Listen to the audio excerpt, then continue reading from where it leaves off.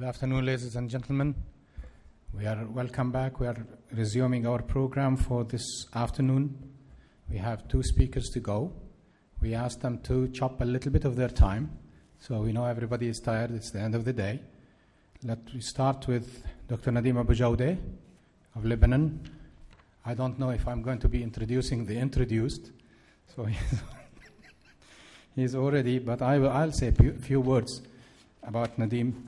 Nadim is the fellow of the International College of Dentists.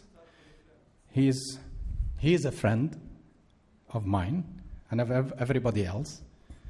He's a lecturer at the postgraduate department of prosthodontics dental school at the Lebanese University.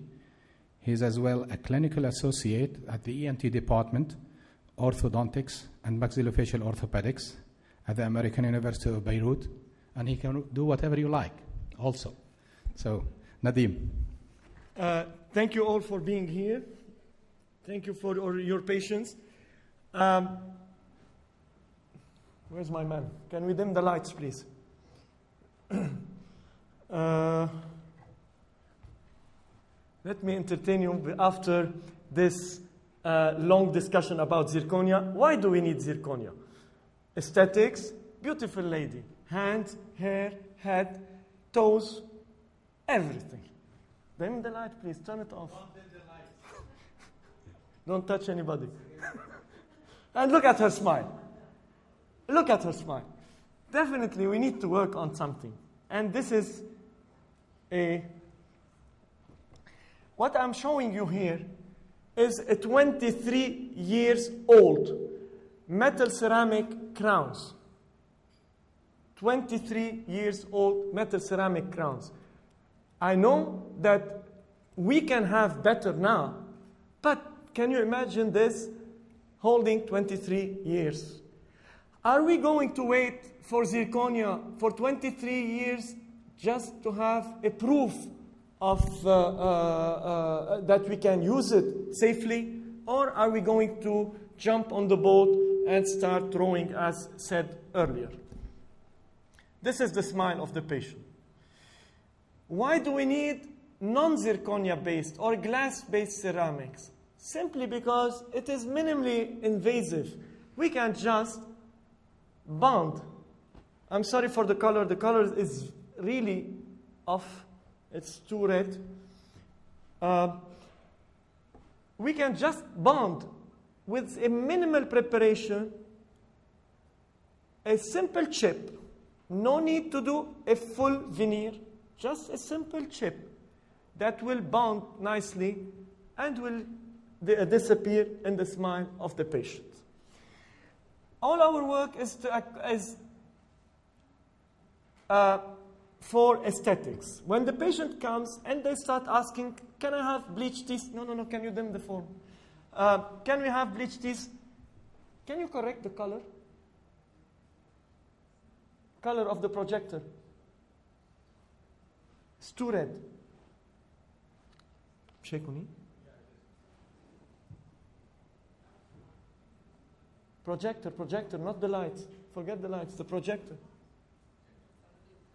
The projector is too red.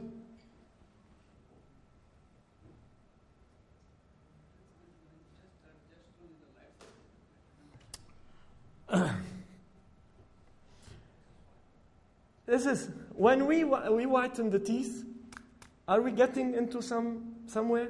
Definitely not. This smile did not change. It's not the color. As it's been said by Peter this morning, we need to wax up the whole thing. We need to build up. We need to build up the missing part. And these are the temporaries. From there, we'll take it into the preparation. We replace the missing part with implants. We restore the whole thing, and then prepare the lowers, bring the lowers. And what do we have? In the lower, what do we have? We had a long discussion about zirconia, metal-based, ceramic-based.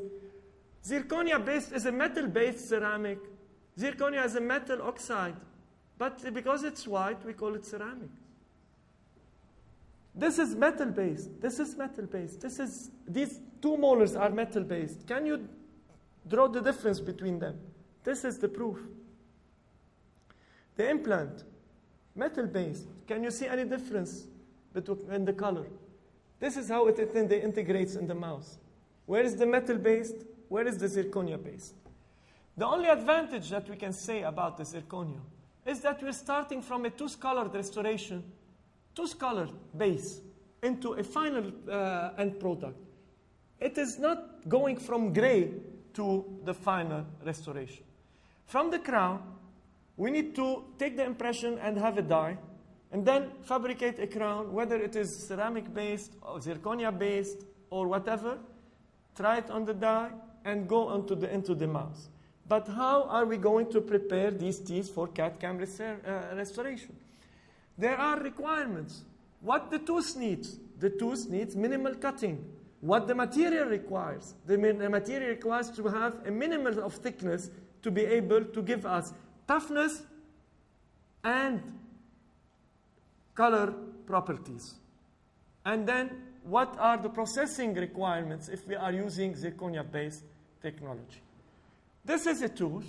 When we prepare a tooth, we need to have a minimal reduction that should go up to 1.8 millimeters. Some of the questions, actually one of the questions that was not been able to, we were not able to answer it due to the time, is the all zirconia crowns. Are we going to use all zirconia crowns, and what's the advantage or disadvantage? All zirconia crowns, if you're going to use it, they're not really aesthetic. They have a very opaque, dull color. Now we're working on having a translucent zirconia, but still, we're not going to get aesthetics for high-end aesthetic with the zirconia, all crowns. But again, there is another point. Zirconia thickness should not exceed 1.5 millimeters. If the zirconia core exceeds 1.5 millimeters, you will induce more stress inside, and you might induce more crack inside the core. So 1.8 is enough